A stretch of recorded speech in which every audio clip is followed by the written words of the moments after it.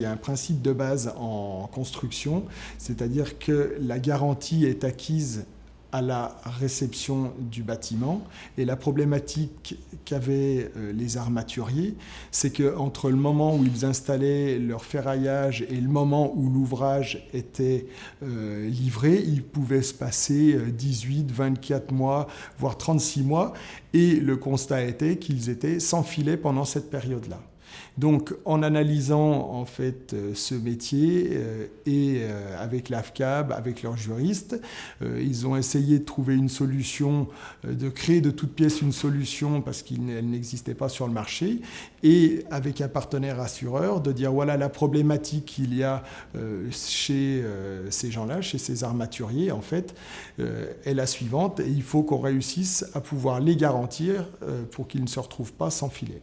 La problématique, c'est que le métier d'armaturier est quand même un métier un petit peu particulier. Donc, c'est un petit peu le fait de cette connaissance d'une quinzaine d'années qui a permis de travailler et d'essayer de trouver des solutions.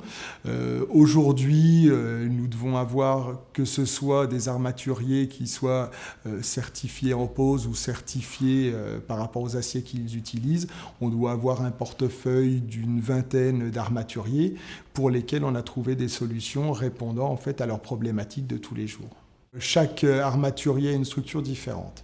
Alors c'est vrai que sur des grosses structures avec des bureaux d'études intégrés, des chefs de chantier multiples et tout, c'est quand même beaucoup plus simple que des armaturiers qui se retrouvent avec des petites structures à 2 ou 3 personnes, avec un dirigeant et 2 ou 3 conducteurs de travaux. Et c'est pour ça qu'en fait l'intérêt de l'AFCAB et de la certification, c'est ces gens qui n'ont pas, si vous voulez, les ressources en personnel pour pouvoir tout analyser sur toute la ligne et éviter et mettre en place tout un nombre de garde-fous, que justement cette certification est un réel plus pour eux, avec une méthodologie bien particulière en fait, qui va leur permettre en fait d'éviter les erreurs et d'être le plus performant possible sur les terrains et vis-à-vis de leurs donneurs d'ordre. En tant qu'assureur, bien évidemment que depuis le nombre d'années qu'on travaille avec les armaturiers, on a réussi à analyser des statistiques sinistres qui prouvent qu'aujourd'hui, le fait d'être certifié entraîne une réduction des sinistres.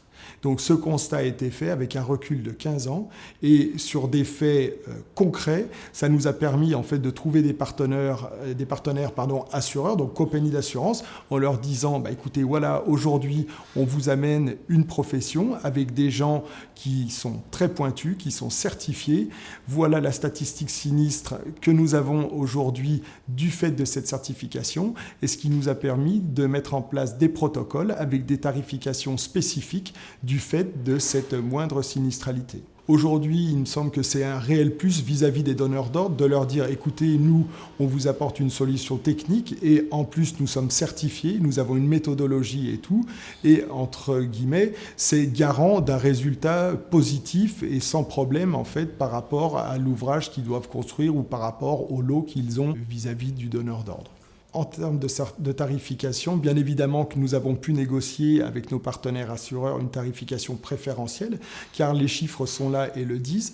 Le fait d'avoir cette méthodologie permet en fait d'éviter bon nombre de sinistres, et bien évidemment que vis-à-vis d'un partenaire assureur, le fait de leur dire attendez, la sinistralité, on est en train de la limiter puisque voilà, il y a tel et tel et tel garde-fou. Donc bien évidemment qu'un assureur qui a bien pris conscience de l'intérêt de cette certification va jouer le jeu et faire en sorte de proposer une tarification préférentielle. Entre des entreprises certifiées et des entreprises non certifiées, la sinistralité n'est pas du tout la même.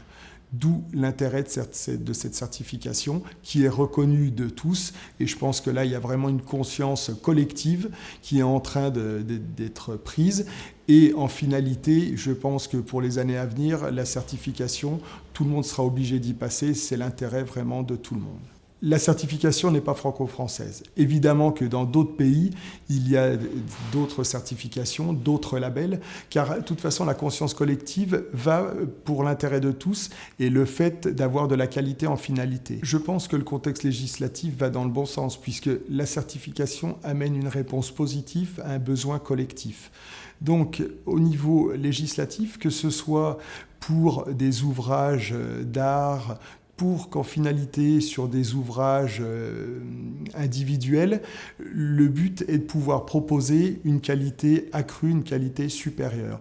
Donc bien évidemment que la certification est une réponse à cela et que le législateur, je pense pour les années à venir, va tendre vers une obligation de certification puisque c'est l'intérêt collectif et vraiment ça tend dans le bon sens et vers l'excellence. Pour le maître d'ouvrage, l'intérêt de la certification est le fait qu'il construise des bâtiments pour son propre usage ou des bâtiments ou des ouvrages pour des tiers, il aura un gage de qualité. Donc son ouvrage sera périn dans le temps. Donc bien évidemment, c'est l'intérêt pour lui. Et encore, je vous le dis, son intérêt personnel et l'intérêt à la revente également, puisque ce sera un ouvrage de qualité qui pourra le vendre à des clients finaux. Pour le maître d'œuvre, l'intérêt est simple. En mission complète, un maître d'œuvre doit être le garant du bon déroulement du chantier. Le fait d'avoir des entreprises certifiées qui travaillent avec des méthodologies claires, nettes et précises, pour lui, c'est beaucoup moins de stress et tout, beaucoup moins de choses à vérifier